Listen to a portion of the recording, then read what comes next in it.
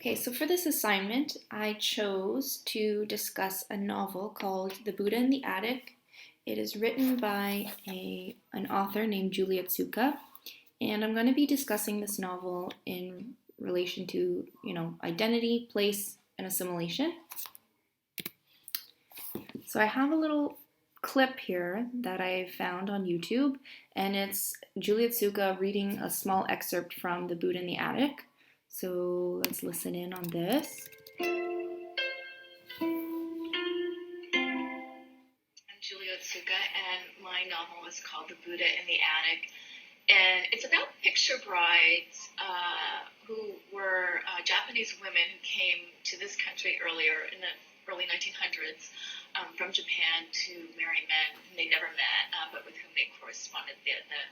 The brides and their future husbands had exchanged letters and photographs, and the women would meet their husbands for the first time when they got off the ship in San Francisco. They would meet them there on the dock, and often the man standing there before them bore no resemblance at all to the man in the photograph. So life for many of these women began on a note of betrayal. It's a very common first-generation story. Thousands of people's grandmothers came over as picture brides between 1908 and 1921. Right, so this is the very beginning of the novel. It's the first paragraph of the first chapter, which is called Come Japanese. On the boat, we were mostly virgins. We had long black hair and flat white feet, and we were not very tall. Some of us had eaten nothing but rice gruel as young girls and had slightly bowed legs, and some of us were only 14 years old and were still young girls ourselves. Some of us came from the city and wore stylish city clothes, but many more of us came from the country, and on the boat we wore the same old kimonos we'd been wearing for years, faded hand-me-downs from our sisters that had been patched and re-dyed many times. Some of us came from the mountains and had never before seen the sea except for in pictures, and some of us were the daughters of fishermen who had been around the sea all our lives. Perhaps we had lost a brother or father to the sea, or a fiancé, or perhaps someone we loved had jumped into the water one unhappy morning and simply swum away, and now it was time for us too to move on. I chose this book because it definitely shows that there are issues behind this whole concept of multiculturalism. Specifically, it looks at the issues of power that are experienced by immigrant populations in a new country. And also, it specifically looks at this concept of the American dream. These poor women, they were brought over to America, thinking that it was the land of opportunity and that anyone who came could be successful. However, they found that that was not exactly the case. There were often strings attached to that success, or it was just not attainable in the first place. And so this novel definitely illustrates the failure of the so-called American dream due to those power relations that exist when immigrants come to a new country. Specifically, it looks at the concept of assimilation, and it's, who benefits from that assimilation? Is it a good thing? Is it a bad thing? And for whom? And as well, the answer to that question may not be what you might at first think. And then also it deals with all of these issues that come with multiculturalism / immigration / any other word that you want to tie in with that concept. Looks at language loss, language gain, subsequent generations. As these women start to have babies, you get to see how their culture evolves and transforms with each passing generation. It looks at the politics of naming, how when these women came, the white people that they encountered, their bosses, etc., they would just erase their Japanese name and call them something that was more appropriate, in quotation marks, or something that they could say more easily. Yes, and it also looks at the relationship that they had with white people, as well as J-towns, or Little Japan, as they called them, and where they would live.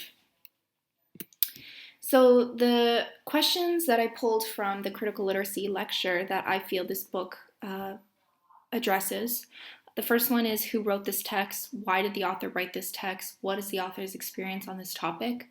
Um, I spoke about this briefly in my blog post, but my second blog post, when we were talking about how much authority a writer could have in writing about other cultures and how much experience do they need to have. So Julie Otsuka, she was actually born and raised in California, and therefore the experiences of these picture brides is not necessarily her own. However, that's not to say that I'm being critical of her at all. In fact, I think she's written something really special here, and she's done it with the utmost tact, class, respect, etc. And she, in preparation for writing this novel, she did very extensive research, which she acknowledges in the back of the book. And as well, there have been interviews where people have asked her about the writing process, and she did lots and lots and lots of research. And as well, I don't think that she needs to have experienced this directly to write about it authentically. But regardless, this is a conversation that you can have in order to foster critical literacy when reading this book. And the other questions that this book addresses, what issues of power are present, whose voices are being heard, which ones are left out, and as well, how has the author used language to position the reader? So I'm going to be discussing that as well. Okay, so the narrative voice, I think, is super important when we're talking about, how the author uses language and which voices are being heard. In fact, I think the use of the first person plural pronoun is really genius here, because she's not using the first person, and therefore she's not zeroing in on any one particular experience of the American dream. And as well, the we narrative voice kind of takes into account, like, okay, yes, there were good experiences, yes, there were bad experiences, but there was this broad spectrum of experiences in between good and bad, and she kind of references them all, which I think is really important. As a result, there's no main character.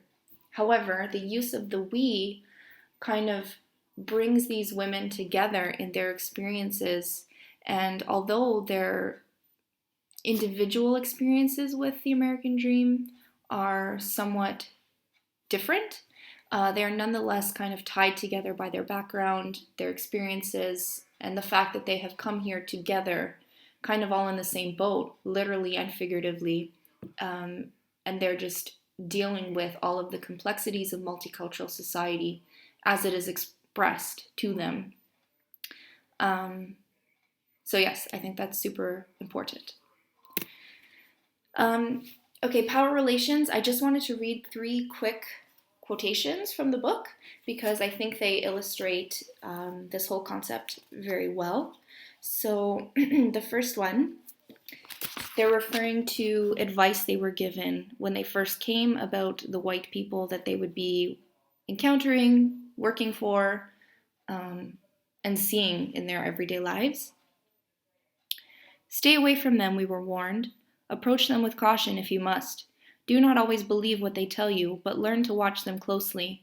Their hands, their eyes, the corners of their mouths, sudden changes in the color of their skin. You will soon be able to read them. Make sure, however, that you do not stare. With time, you will grow accustomed to their largeness. Remember to make them feel comfortable. Be humble, be polite, appear eager to please. Say yes, sir, or no, sir, and do as you're told. Better yet, say nothing at all. You now belong to the invisible world. So I think that quotation, even that last line, you now belong to the invisible world, it demonstrates the fact that they have come here and they feel as if they are kind of background, that nobody actually sees them. There are several references in the book. They say things like, does anybody even know that I'm here? They're dealing with all of these struggles in America and what it means for them, their new lives. And they feel as if nobody is paying attention to them or acknowledging the fact that they're experiencing all of these hardships. And so that I think demonstrates the power relationship that they are experiencing in this new life that they have kind of taken upon themselves. Okay, the second quotation. Sometimes the boss would approach us from behind while we were bending over his fields and whisper a few words into our ears. And even though we had no idea what he was saying, we knew exactly what he meant. "Me no speak English," we'd reply. Or, "So sorry, boss, but no." Sometimes we were approached by a well-dressed fellow countryman who appeared out of nowhere and offered to take us back with him to the big city. Sometimes one of our husband's unmarried worker friends approached us the moment our husband stepped away and tried to slip us a $5 bill. But if we accepted that gift without giving anything back in return, we knew there would be a price to pay. He sliced off the tip of her finger with his pruning knife. And so we learned to think twice before saying yes and looking into another man's eyes, because in America you got nothing for free. So this quotation here is, it demonstrates the power relationships between the women and the white people, their bosses. It further emphasizes that that's a power struggle that they deal with. But in addition to that, it also demonstrates how they were seen by men. And that is super important, how these men would just come and proposition them and give them all these promises and say, "Oh, baby, if you let me, do this and this, then I'll give you a better life. I'll take you away from here." And sometimes these women would say yes because A, they were looking for an escape, B, they believed these lies that they were being told, C, they wanted to take some of the money that they were being offered for their services, in quotation marks, so that they could provide for their husband and their growing families, because the money that they were making was very poor. But whatever the reason, I think it's powerful that they said, we learned to think twice before saying yes, because in America you got nothing for free. And I think that is so powerful in illustrating the fact that this American dream that they were promised is not going to happen without strings. And the way that it was marketed to them in the first place when they were corresponding with their future husbands, "Oh, come to America, I have all of these great things, you're going to have such a great life, better than the one that you're living." The way that it was marketed, therefore, to them is not exactly the way that it played out, and they were coming to realize that. The final quotation that I'm going to read deals with the issue of place. So it says, "Whenever we left J-Town and wandered through the broad, clean streets of their cities, we tried not to draw attention to ourselves. We dressed like they did. We walked like they did. We made sure not to travel in large groups. We made ourselves small for them. If you stay in your place, they'll leave you alone, and did the best not to offend. Still, they gave us a hard time. Their women asked us to move away from them in their trolley cars whenever we were standing too close. 'Please excuse,' we said to them, and then we smiled and stepped aside. Mostly, though, we stayed at home in J-Town, where we felt safe among our own. We learned to live at a distance from them and avoided them whenever we could." So this quotation clearly, it brings in this whole issue of those little ethnic communities and how in order to kind of get a momentary escape from all of the, racism slash hatred slash hardships that they were enduring in their everyday lives, in order to escape that, they would just kind of stick together as best as they could in these J-towns where they felt, there's another quote earlier on that, "If I close my eyes when I'm in J-Town, I don't even know that I'm in a foreign land." It kind of brings that momentary relief. They think, "Oh, I'm with all these people who are going to support me and who are like me and aren't persecuting me for who I am." And so that also just shows, however, the politics and the power relations even more. They weren't welcome to just go anywhere without experiencing some kind of backlash from the people who were oppressing them. So the final thing here, I have some classroom activities that I could use in my own teaching practice. I am an IS teacher, and so I've kind of come up with these critical thinking questions that can be adapted either for an essay topic, for a culminating assignment, or for just classroom activities in general. You can adapt these as you will. The first question is, based on the experiences of Japanese immigrants described in The Buddha in the Attic, what do you think the American dream represented for them, and was it attainable? The second question, considering that The Buddha in the Attic is set in the past, in order to comment on contemporary issues, what are 3 contemporary themes that are central to the novel? Finally, there are 2 collective we narrators in the course of the novel. How would you describe them? Can you make out differences between them? And do you think that Otsuka is right to employ a collective rather than an individual voice? So those are all questions that I think really get at the meat of all of these issues that I've been discussing in this talk, and they're definitely doable with students. They would be able to tear these apart no problem. And so that is my book talk.